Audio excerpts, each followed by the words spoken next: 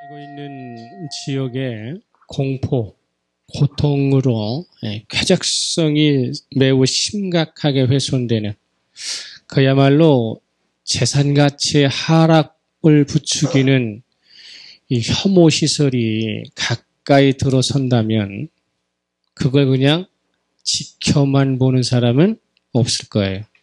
왜 그 시설이 우리가 사는 지역에 내 곁에 와야 했으며 꼭 그래야만 했느냐고 따질 수밖에 없겠죠. 기피시설은 여러 가지죠. 쓰레기 매립장도, 또 원자력 발전소도, 소각장도, 유류 저장고 같은 다양한 것들이 있습니다. 때로는 위험하지는 않지만 악취, 공해를 불러오는 시설이 있는가 반면에 또 유류 저장소나 원자력 발전소는 공해를 일으키는 거기보다는 안전성의 문제가 담보되지 않기 때문에 우리가 거부하고 있다는 것이죠. 삶이 정상적으로 유지되려면 어딘가에는 반드시 있어야 하는 것입니다. 사람이 사는데 쓰레기 소각장 없이 살 수 있어요? 매립장 없이 살 수 있어요? 여러 가지 다양한 부분 가운데 속에 없어서는 안 되는 것이기 때문에 세워놓았음에도 불구하고 누구라도 그것을 가까이에 두고 살고 싶은 사람은 없다는 것이죠. 이 말은 뭐냐면 모두가 만족할 수 있는 새로운 대안이 없는 한 혐오스럽지만 공포스럽지만 누군가는 곁에 두고 살아야 한다는 것입니다. 만약에 그리스도인이라는 이유 하나만으로 그리스도인은 혐오시설 곁에 살아야 된다 라든지 그리스도인은 그러한 것을 감당해야 된다라고 말을 한다면 그리스도인 되는 것을 즐겨하거나 그죠? 전도하기는 매우 힘들 거예요. 어쩔 수 없이 믿는 건 몰라도 전도를 하러 나가야 되는데 예수 믿으면은 혐오시설과 함께 살아야 된다고 이야기하면 그러면 거부하는 사람이 많겠죠. 기독교의 대표적인 상징물이 된 십자가는 지금의 혐오시설만큼이나 오랫동안 사람들로 꺼림받고 그 다음에 혐오하던 끔찍한 사용 도구였다는 것입니다. 불교의 경우 진흙 속에서도 고고한 뜻을 품고 생명력으로 아름다움으로 자랑하는 연꽃을 상징 삼고 있잖아요. 이슬람 같은 경우에는 칠흑과 같은 어두움의 금은밤에 사막에 오롯이 첫 떠오르는 초승달이 이슬람의 상징이잖아요. 그럼에도 불구하고 왜 기독교는 많고 많은 상징물 가운데에 하필이면 범죄자들의 사형 집행을 연상시키는 그러한 처절한 또 철저한 죽음을 상징하던 십자가를 중심에 놓고 그리고 그 십자가를 통해서 하나님을 생각하고 그 십자가를 연상하면서 은혜를 생각하게 된 이유는 뭐냐는 것입니다. 예수 그리스도와 관련해서 십자가 외에 다른 대용물이 없는 건 아니잖아요. 이 세상에 처음 오셔서 처음 누우셨던 구유도 상징물 삼는다면 그거 얼마나 좋겠어요. 또 초대교회 시절 핍박받던 그리스도인들은 물고기 형상을 가지고서 또 평화의 비둘기의 형상을 같은 것을 보면서 그것을 표시하면서 동료애를 상징했고 그리스도인임을 증명했는데 찾아보면 얼마든지 아름답고 고상한 뜻을 지닌 것이 주변에 널려 있음에도 왜 십자가를 기독교의 상징으로 삼고 있느냐는 것입니다. 사도 바울은 십자가야말로 그리스도께서 행하신 변할 수 없는 사실을 직시하고 있기 때문에 그것은 평생 간직해야 할 복음의 메시지 중에 메시지이다 이렇게 이야기하고 있어요. 고린도전서 2장 2절에 내가 너희 중에서 예수 그리스도와 그가 십자가에 못 박히신 것 외에는 아무것도 알기 아니하기로 작정했다. 평생 그리스도인이 되려면 그러면 십자가와 그 십자가에서 죽으신 예수 그리스도에 대하여 늘 핵심을 가지고 있어야 한다. 이렇게 얘기하거든요. 십자가와 그 십자가에서 죽으신 예수 그리스도는 하나님의 사랑의 결정체라는 것이죠. 복음의 핵심일 뿐만 아니라 성도의 마음의 최상의 자리에다 늘 놓고 생각해야 한다는 것입니다. 하지만 우리를 더 경악해 하는 것은요, 고린도전서 4장 9절 말씀이에요. 고린도전서 4장 9절 말씀. 내가 생각하건대 하나님이 사도인 우리를 죽이기로 작정된 자 같이 끄트머리에 두셨으며 우리는 세계 곧 천사와 사람에게 구경거리가 되었느니라. 그리스도인 된 사람을 끄트머리에 세워놓고 많은 사람들에게 구경거리로 그렇게 삼고 계시다는 뜻이죠. 자랑스러운 모습이 결코 아니죠. 사도 바울은 무슨 이유로 그리스도인은 세상의 끄트머리에 서 있는 사람이고 구경거리라고 말을 하느냐는 것이죠. 복음 전하는 자로 선택된 자신과 동료들이 죽음이 예정된 사형수와 같이 끄트머리에 세워놓고 구경거리에 불과하다면 예수 믿고 싶은 마음 쏙 들어가잖아요. 내가 생각하는 예수는 그게 아닌데 내가 신앙으로 받아들이려고 하는 예수는 그런 게 아닌데 사형 선고를 받은 자같이 끄트머리에 세우고 많은 사람들에게 조롱받는 구경거리의 인생이라면 굳이 평생을 예수 믿고 살 필요가 있겠는가라는 의문이 들지 않을 수 없습니다. 어떤 구경거리냐는 거예요. 이 고다 국가 시절에는 정복전쟁이 곧 그 나라의 부국강병을 이룰 수 있는 방법이었어요. 그러니까 정복전쟁을 하는 이유고 전쟁을 하는 이유는 뭐예요? 땅을 많이 차지해야 생산이 늘어나고 노예가 많아야 어떻습니까? 생산력이 활성화되니까 일할 사람 많이 데려오기 위해서 농사질 땅 많이 선점하기 위해서 정복전쟁을 한단 말이에요. 전쟁에 나가서 승리한 장군이 복귀할 때에 자국민 앞에서 행하는 게 뭡니까? 개선 시간이에요. 퍼레이즈. 그러면 전쟁에 승리한 장군은 자국민 앞에서 개선식을 할 때에 대열을 정하잖아요. 대열을 정해요. 그럼 맨 앞에는 누가 서겠습니까? 그 전쟁에 모든 지휘를 했던 장군과 참모들이 마차를 타고 아름답고 참 웅장한 어떻게 합니까? 말 위에 장식을 한 다음에 그 다음에 이렇게 앞에 쓰고 뒤에는 전리품들을 세우잖아요. 응? 보석이니 뭐니 그런데 희귀한 동물이니 뭐니 한 것들을 또 탁 전리품을 세운 다음에 그 행진의 맨 끄트머리에 서는 사람이 누구예요? 전쟁에 패배한 장수요, 사형이 선고된 사람들이요, 노예로 전락할 수밖에 없는 그런 사람들이 맨 끝에 쓴다고요. 왜 맨 끝에 세울까요? 그것은 뭐 오늘날은 자동차로 지나가면 그만이지만 옛날에는 다 말을 타고 갔고 소를 타고 갔고 짐승들을 갔기 때문에 이 짐승들이 수많은 사람들 앞에 그냥 태연하고 자랑스럽게 지나가요. 놀래 자빠지고 그냥 똥 싸고 오줌 싸고 그냥 난장판을 치면서 그 길을 간단 말이에요. 그러면 장군이 탄 말, 누가 탄 말, 뭐 또 끌려온 이런 짐승들이 놀래면서 가면서 똥 싸고 뭐 오줌 싸고 그냥 어질러 놓은 다리를 맨 끄트머리에서 누가 가는 거예요? 사형수가 가는 거예요. 그걸 밟고. 그 사형수가 가니까 갈 때마다 못합니까? 오물이 묻고 튀고 그러면서 가잖아요. 그걸 구경하는 사람들은 그게 뭐예요? 구경거리에 불과하다는 것이죠. 그러고 나서 구경거리고 끝나고 나면 어떻게 됩니까? 사형당할 놈은 사형시키고 노예 삼고 뭐 해가지고 전락시켜서 고관대작의 노예로 다 팔려가는 것이죠. 가장 굴욕적인 자리입니다. 선하고 멸시받는 자에게 주어진 자리가 끄트머리예요. 이 끄트머리에 왜 그리스도인이 서야 하느냐는 거예요. 왜 복음 전하는 사도가 서야 하고 그 복음 전하는 사도의 일행들이 그 자리에 서야 하느냐는 것입니다.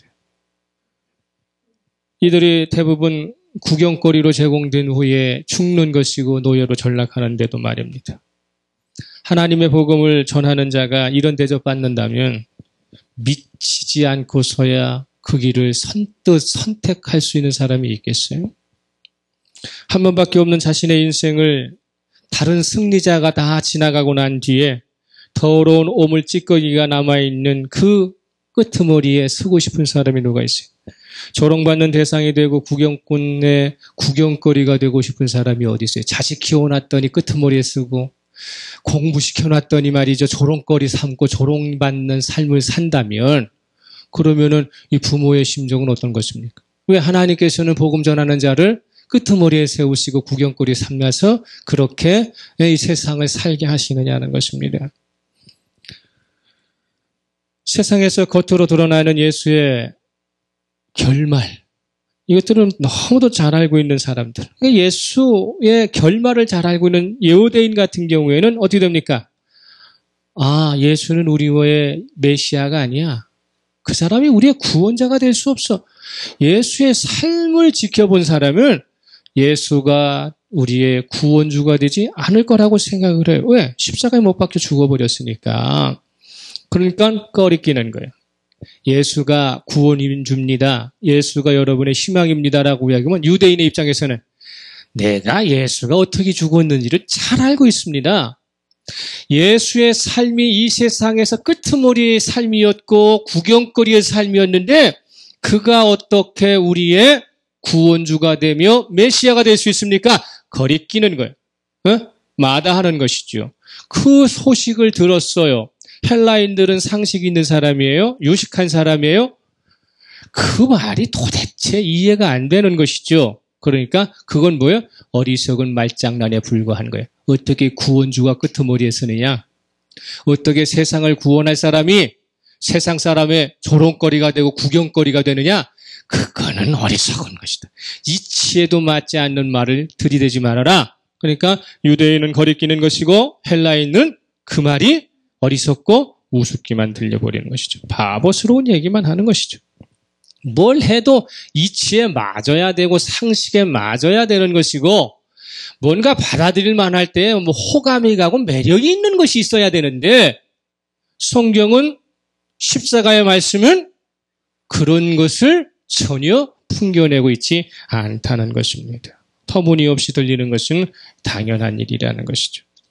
예수와 직접적인 관계를 맺고 있는 사람들은 그래서 성경의 내용을 가감하지 않습니다.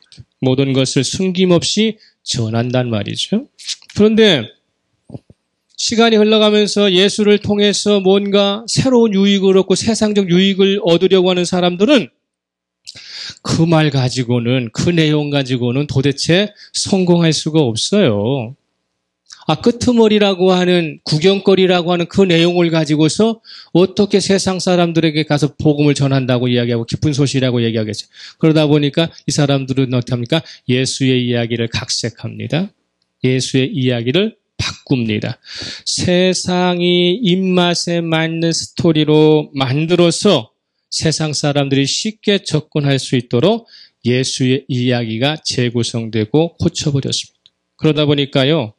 기독교 진영 안에서 이상한 현상이 일어나고 있는데 예수의 진짜 이야기하는 사람은 소수가 돼버리고 거짓으로 치장한 사람들이 다수가 되면서 거짓말을 하는 사람이 기독교의 주류를 이루는 것입니다. 주류를 이루고. 그러니까 어떻게 돼요? 거짓말하는 사람들이 많아지면 그게 뭐가 되는 거야? 진실이 되는 것이잖아요.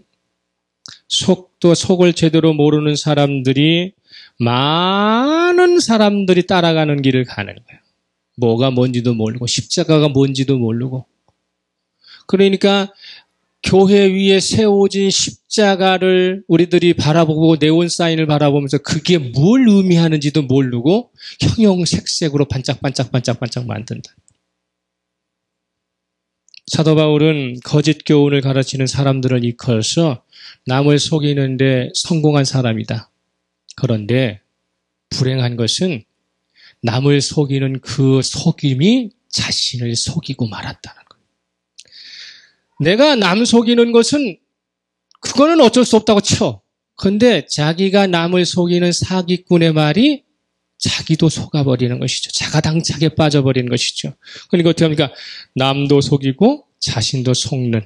그래서 누구에게도 유익이 되지 않는 삶을 살아가게 되는 것입니다. 바울은 십자가와 관련된 사실들을 설명하면서 한쪽에서는 이 십자가가 하나님의 지혜라고 이야기했다가 또 다른 쪽에서는 하나님의 어리석음이라고 이야기해서 보는 이로 하여금 매우 당황스럽게 해요. 1장 24절 25절 보세요. 1장 24절 25절 고린도전서 오직 부르심을 받은 자들에게는 유대인이나 헬라인이나 그리스도는 하나님의 능력이요 하나님의 지혜니라 이렇게 말해놓고 금방 말 바꾸잖아요. 25절에 하나님의 어리석음이 사람보다 지혜롭고 하나님의 약하심이 사람보다 강하니라. 뭐가 맞는다는 거예요? 십자가가 하나님의 지혜고 하나님의 능력이라는 거예요? 아니면 하나님의 어리석은 선택이라는 거예요? 이게 뭐가 말이 좀 돼야 되지 않겠어요? 하나님의 지혜면 끝까지 지혜여야 하고 하나님의 어리석임은 하나님의 어리석음이 되어야 되는데 사도 바울은 이걸 말장난하는 것처럼 이야기를 하고 있다는 것이죠. 하나님의 능력과 지혜의 발로가 예수 그리스도께서 십자가에 죽으시는 것이라는 거예요. 하나님의 지혜가 예수 그리스도는 죽는 것이라는 거예요. 그것도 십자가에 끄트머리에 서서 구경거리가 돼가지고 십자가에 달리신 예수 그리스도를 통해서 행하신 일은 세상의 지혜나 능력으로는 절대 흉내낼 수 없는 대단한 일이라고 말하고 있지만 이거 말장난 같지 않아요. 사형수 되기는 쉬워요. 성인이 되기가 어렵지. 안 그래요? 사형수 되는 거는 내 마음 하고 싶은 대로 하면 되는 거예요. 그냥 기분 안 좋다고 그냥 공기총 갖다 쏴버리면 되는 것이고, 예? 기분 안 좋다고 그냥 지나가는 사람 그냥 차로 밀어버리면 되는 거예요. 그러면 사형수 되는 거예요. 사형수 되는 것이 하나님의 지혜다. 여러분 이해가 됩니까? 성인이 되는 것이 하나님의 지혜고 세상을 다스리는 정복군주가 되는 것이 하나님의 지혜라고 얘기해야 되는데 한낱 아무나 누구나 갈 수 있는 십자가 죽음의 길이 그것이 하나님의 지혜에서 나온 이야기라고 한다면 받아들이기가 어렵다는 것입니다. 십자가에 달리는 사람을 위대한 일을 한 사람이라고 평가하기는 어렵다는 거예요. 그 당시에. 교도소 가는 사람을 보고 아이고 대단히 위대한 일을 했습니다. 이렇게 이야기할 수 있어요? 자유로운 국가에서? 안 되잖아요. 최악의 일을 한 사람이 가는 곳이라는 시대적 정서가 무시되고 있습니다. 창조주로서 전지전능하신 하나님께서 예수 그리스도를 십자가에 죽게 하는 방법으로 그것밖에는 우리를 사랑한다고 표현할 방법이 없느냐고요. 예수 그리스도를 십자가에 못 박는 방법밖에는 당신이 우리를 사랑한다는 것을 증명할 방법이 없느냐고요. 전지전능하신 분이. 그토록 사랑해서 선택하여 주신 사람을 구원해 주시는 방법이 예수의 십자가밖에 없느냐는 말이에요. 여러분 어떻게 생각하십니까? 우리가 구원받는 방법이 십자가밖에 다른 방법이 정말 없느냐는 거예요. 그러면 전지전능이라는 말이 안 맞죠. 유일한 길이라면. 능력 있는 사람은 다양한 방법으로 구원을 시킬 수 있어야 되지 않겠어요? 근데 오직 한 길이라는 거예요. 그러면 능력이 없기 때문에 절박한 심정으로 막다른 골목에 어쩔 수 없이 선택을 하면 모를까? 이런 방법도 있고 저런 방법도 있고 방법은 여러 가지가 있다. 그래서 나는 너희들을 모든 사람들을 다 이런저런 방법으로 내가 구원해 줄 수 있다. 이래야 능력이고 이래야 지혜죠. 어떻게 십자가의 유일한 방법 한 번밖에 없다고 이야기하면서 나는 전능하다고 말씀하시고 나는 은혜롭다고 말씀하실 수 있겠느냐. 십자가는 오늘의 단두대 같은 것이죠. 전기 의자와 같은 것입니다. 사형도구에 불과한 것입니다. 그 당시에 유대인만 거려껴지는 것입니까? 헬라인의 눈에만 미련해 보이는 겁니까? 저와 여러분에는 이게 미련해 보이지 않아요? 누가 혐오 시설을 곁에 두고 살고 싶은 사람이 누가 있어요? 여러분들 이 십자가를 회화하고 해석해가지고 이걸 보석 삼는 사람들 많은데 깊이 생각하세요. 지금 우리도 동의할 수 없는 상황입니다. 왜 십자가여야만 했는가? 왜? 사순절을 보내는 우리가 오늘 이 시간 왜 십자가여야만 했는가? 하나님은 왜 우리를 구원하는 방법으로 왜 십자가의 길을 선택하실 수밖에 없는가? 25절에서 이것을 하나님의 말씀은 이렇게 얘기하면 좋겠는데 십자가의 도가 이렇게 되어 있어요. 십자가의 도가. 이 십자가의 도라는 말은 하나님의 말씀은 이런 뜻이에요. 그때나 지금이나 현실적으로 십자가는 긍정의 여지를 조금도 가질 수 없는 철저하게 혐오스러운 사형도구입니다. 믿는 사람을 막다른 골목으로 몰아넣는 이것이에요. 하나님을 믿는 구원받는 방법이 유일하게 오직 한 길밖에 없는데 그 길은 십자가의 길밖에 없다는 거예요. 그런데 이것을 기쁜 소식이라고 이야기하는 것입니다. 그것도 모르고 수많은 사람들은 예수 믿겠다고 교회를 찾아와서 설교를 들어요. 아이러니하지 않아요?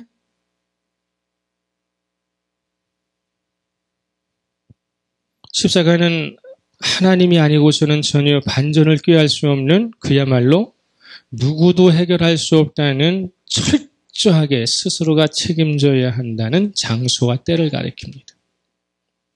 십자가에서는 다른 길이 없어요.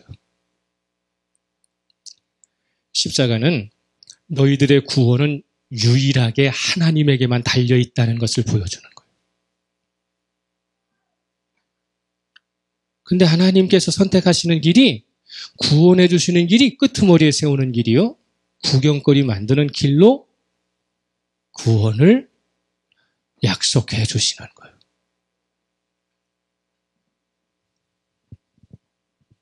반전이 있을 수 없는 것. 인간의 힘의 여지가 전혀 작용할 수 없는 그곳. 그게 갈보리의 십자가예요.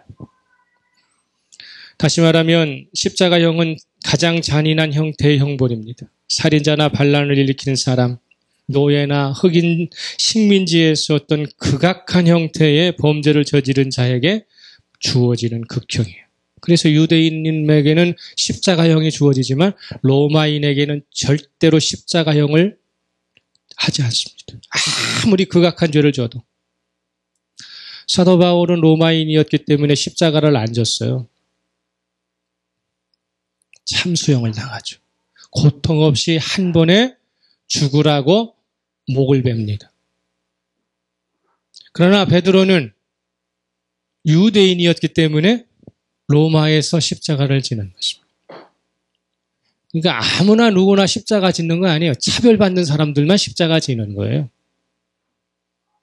그런 상황 가운데 속에서 하나님 앞에서 모든 인간은 용서받을 수 없는 극악한 형태의 범죄자와 다를 바 없음을 너희들은 늘 십자가를 보면서 생각해야 하라. 너희들의 삶은 극악한 죄악을 처벌받아야 하는 그런 존재라는 것을 십자가를 보면서 생각해요. 십자가에서 유일하게 능력을 발휘하실 수 있는 분은 누구시다? 하나님밖에 없다. 도망갈 여지가 없어.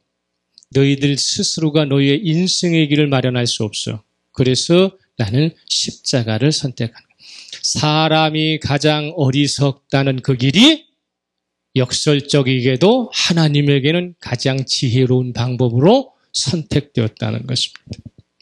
필립 얀시라고 하는 사람이 내가 알지 못했던 예수라는 책을 썼어요. 그 책 내부분에 보면 예수께서 십자가의 고난을 당하시는 상황을 묘사해 놓은 글이 있습니다. 주의 깊게 들으세요. 따귀가 한 대씩 날아올 때마다 주먹이 몸에 닿아서 섬유질이 느낌으로 우지끈거릴 때마다 예수의 마음에는 광야와 겟세마네에서 받은 유혹이 불끈불끈 되살아났으리라. 천사들의 군단이 명령 하나로 언제고 들이닥칠 수 있다. 한마디만 하면 그 모든 시련이 멈추는 것이다. 주님이 십자가상에서 고통이 너무 창피하고 힘들어서 천사들을 말 한마디, 야, 내려와. 이 모든 것 다 그냥 전멸해버려. 한마디면 된다는 거예요. 힘이 없는 것도 아닌데 왜 한마디의 말도 없이 당하시기만 해야 했느냐. 감당해야만 끝날 것을 악다구니하고 다른 방법과 조치를 취한다고 목적한 바를 얻을 수 없기 때문입니다. 침묵은요, 무능해서 하는 것이 아니라 그 목적을 달성하기 위해서 하는 거예요. 이 부분을. 하나님께서 선택하시고 예수님께서 감당하신 십자가는 그래서 이중적인 의미를 담고 있어요. 하나님이 우리를 사랑하시되 이처럼 철저하게 사랑하실 수 없다는 것. 예수님 입장에서는 하나님을 향한 사랑이 가장 진심적으로 실천할 수 있는 곳이 십자가였기 때문에 하나님이나 예수님의 상황에서 그 어떤 힘도 스스로가 포기하는 자리가 십자가의 자리였기 때문입니다. 하나님의 사랑은 스스로가 약해짐으로써 직면하게 될 고통을 흡수하는 방법으로 우리를 잠녀 삼아 주셨다는 거예요. 인간 그 어떤 현자도 이런 방법으로 우리를 구원받을 것이라고는 하나도 생각할 수 없는 그 상황으로 우리에게 사랑을 표현해 주시는 것입니다. 십자가는요, 하나님의 능력이 포기되는 것이에요. 누구 때문에? 우리를 사랑하시기 때문에. 십자가는 예수님의 능력이 포기되는 것이요. 그것은 예수 그리스도께서 하나님을 진심으로 사랑하시기 때문에. 어려운 말을 좀 한번 해야 되는데 좋을 시간이 됐는데 큰일 났네. 절대로 잃어버려서는 안 되는 것을 지키기 위해 지킬 수 없는 것을 일찌감치 포기하는 사람은 어리석은 사람입니까? 지혜로운 사람입니까? 다시 한번 얘기해요. 절대로 잃어버려서는 안 되는 것을 지키기 위해 지킬 수 없는 것을 일찌감치 포기하는 사람은 어리석은 사람입니까? 지혜로운 사람입니까? 지혜로운 사람이어야 되죠. 그죠? 영원한 것을 갖기 위해서 지키려고 노력을 해도 어쩔 수 없이 소멸되고 사라지는 것이라면 미리 포기해버리는 것이 더 지혜롭겠죠. 그죠?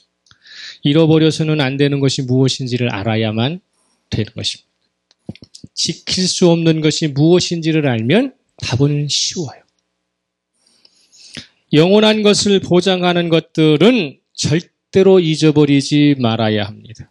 그러나 잠시 유용성이 있으나 잠시 나를 편하게는 하나 한계가 주어져서 어쩔 수 없이 시간이 되면 저절로 소멸하거나 사라지는 것은 내가 지킨다고 해서 지켜질 일이 아니라는 것이죠.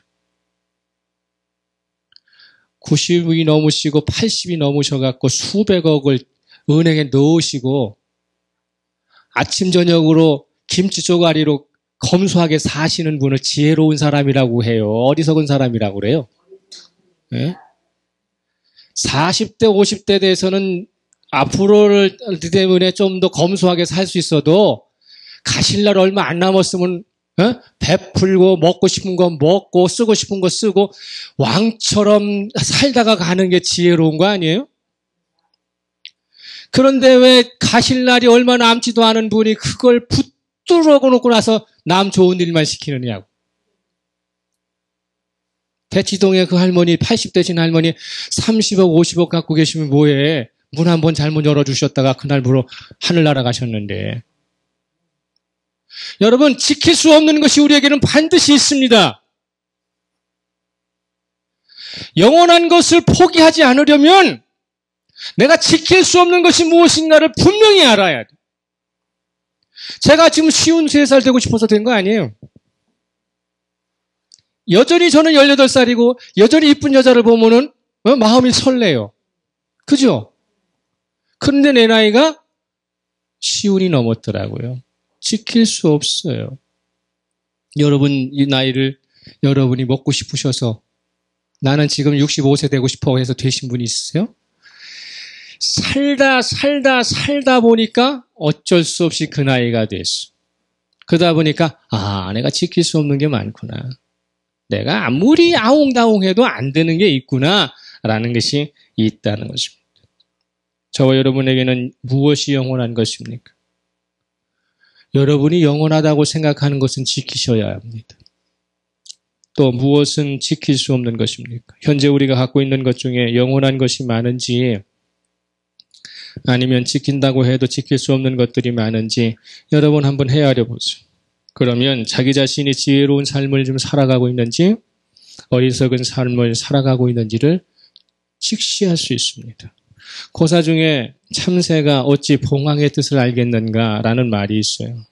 이 말은요, 대부분의 사람들이 절대로 받아들일 수 없고 절대로 변화시킬 수 없는 환경에서도 새로운 꿈을 꾸면서 자신의 삶에 혁명적 사고를 불러일으킬 때 쓰는 말이에요.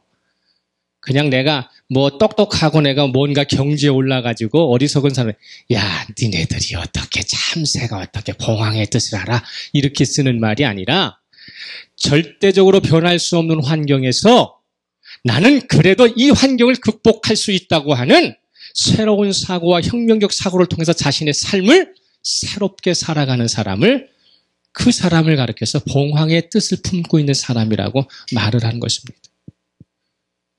엄연히 신분이 계급사회가 존재하던 그 시절, 그저 태어나면 내 어머니 아버지의 신분을 그대로 상속받고 유전받아야 되는 시절에 왕이나 제후의 씨가 어디 있느냐, 장군과 제후의 재상의 씨가 어디 있느냐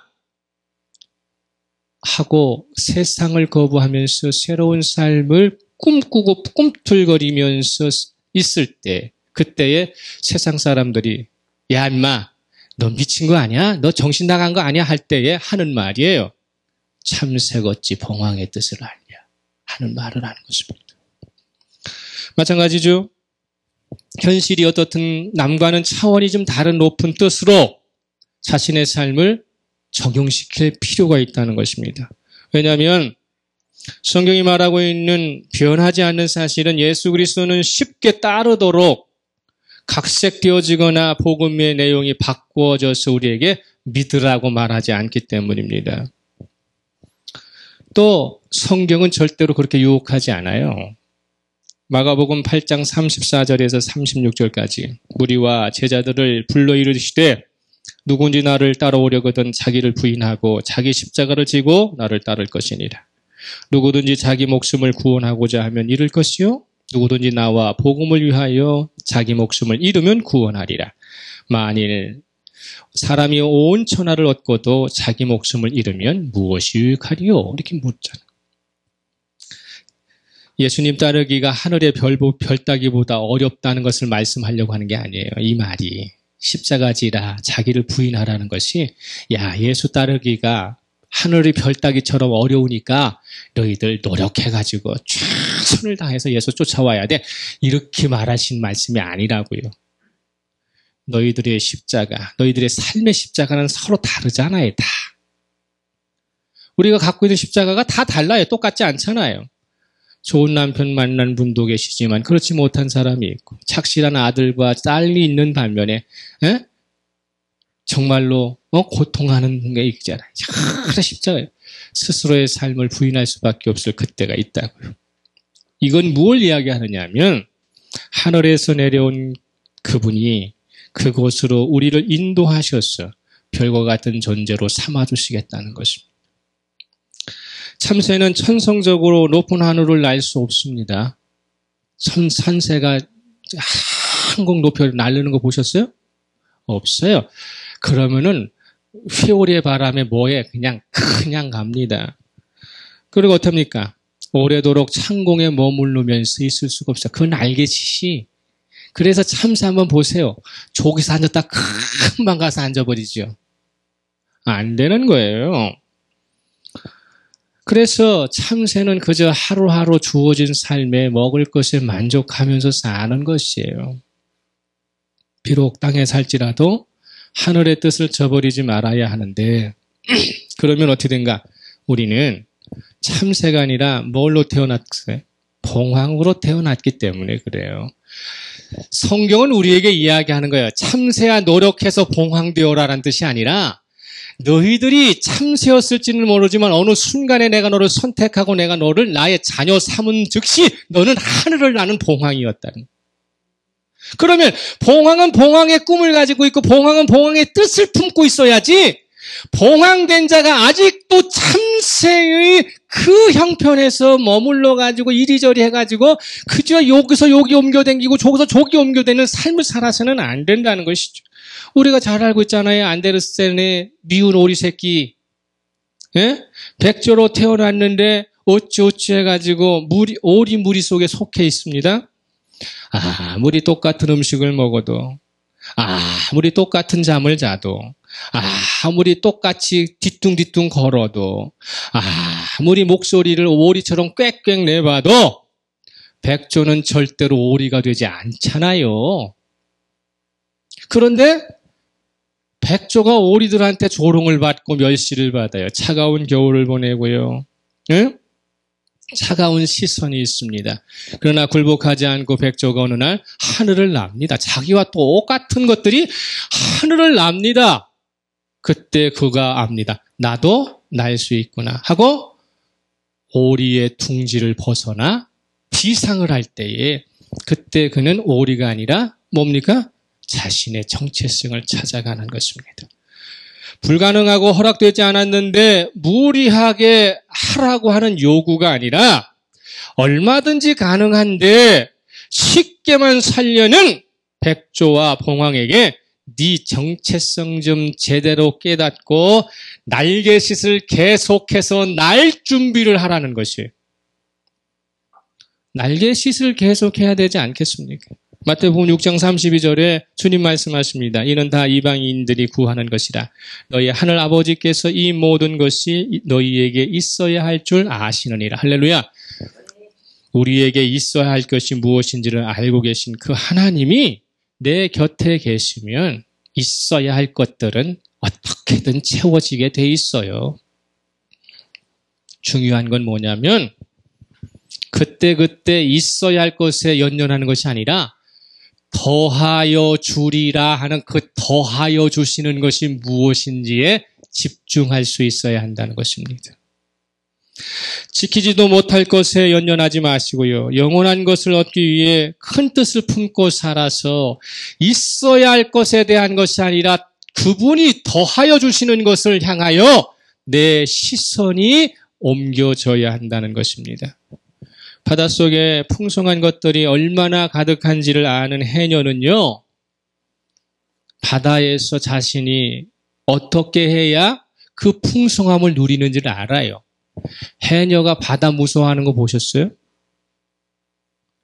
해녀가 그 거친 파도를 거스르고 바다 밑으로 들어가서 물질을 하는 이유는 바닷속에 풍성한 싱싱한 해산물이 있기 때문입니다. 바람 분다고 풍랑이 인다고 육지로 삶의 터전을 옮기는 것이 아니에요. 어떤 영화배우가 한 얘기예요. 해녀가 물질하는 것을 두려워하지 않듯이 자기 배역은 무엇을 주어도 자기는 그것을 할 것이다라는 것입니다. 우리가 하늘아버지에게 풍성한 것이 있다고 생각한다면 그것을 얻기 위하여 이 세상에서 우리에게 주어지는 것들에 대하여 두려워서 해녀가 물질을 포기하듯이 포기하고 세상으로 가겠느냐는 것입니다. 사도 바울은 영원한 것에 대해 확실한 신뢰를 가지고 있다면 분명한 태도로 자신의 삶을 결정해야 한다라고 말합니다. 무엇이 나에게 영원한 것을 줄 것인가를 내가 확신한다면 그렇다면 여기에서 내 선택은 무엇이어야 하고 결정은 무엇이어야 할 것인가를 생각하라는 것이죠. 빌립보서 3장 8절에서 9절 말씀. 또한 모든 것을 해로 여김은 내 주 그리스도 예수를 아는 지식이 가장 고상하기 때문이라. 내가 그를 위하여 모든 것을 잃어버리고 배설물로 여김은 그리스도를 얻고 그 안에서 발견하려 함이니 내가 가진 의는 율법에서 난 것이 아니요 오직 그리스도를 믿음으로 말미암은 것이니 곧 믿음으로 하나님께로부터 난 의라. 할렐루야. 배설물로 여기는 이유는요, 그게 진짜 배설물이기 때문이 아니잖아요. 여러분, 저와 나에게 주어진 이 시간들이, 기회가, 물질들이, 지식들이, 이것들이 배설물입니까? 아니에요. 유용한 것이고 반드시 필요한 것들이에요. 그럼에도 불구하고 비교 우위적으로 그것이 배설물이 될 수밖에 없는 것은 영원한 것에 비해서는 그것은 그렇다는 것이죠. 그러면 내가 영원한 것을 소유하고 있다면 이런 것들을 어떻게 합니까? 욕심 부리지 않고 필요한 대로 사용하고 쓰고 그래서 어떻게 합니까? 나눠주고 베풀어주는 삶을 사는 것이죠. 저는 여러분들이 90대에서 부자 되기를 원치 않습니다. 지금 부자 되시길 그리스도로 축복합니다. 나눠주고 싶대. 베풀 때. 그때 부자 돼야 되죠. 참새가 봉황의 뜻을 알 수도 없어요. 그러나 큰 불행은 뭐냐면 봉황으로 태어났음에도 참새로 자신의 삶을 마감하면서도 그것이 만족하다 생각하는 사람. 저는 텔레비를 보면서 행복한 분들이 그런 말을 해요. 이제는 바랄 것이 없어요. 그냥 지금처럼만 살면 돼요. 천만의 별 말씀. 삶은 항상 진보되어야 합니다. 깨어나야 합니다. 넓어져야 합니다. 그리고 바라보는 것이 달라지고 생각하는 것이 달라져야 하는 것입니다. 그 자리에 머물러서 만족하는 사람은 반드시 썩게 돼 있고 교만하게 돼 있고 무너지게 돼 있습니다. 사순절 기간에 십자가 앞에서 저와 여러분 솔직해지시기를 그리스도로 축복합니다.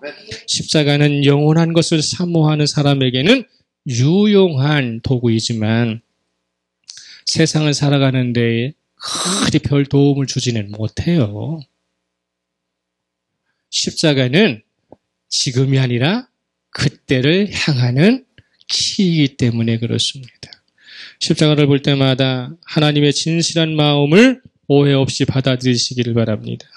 그래서 저와 여러분이 참새의 뜻이 아닌 봉황의 꿈을 꾸고서 하늘을 높이 드높이고 날리는, 그래서 주와 동행하는 저와 여러분 되시기를 예수 그리스도의 이름으로 축복합니다. 침묵합니다.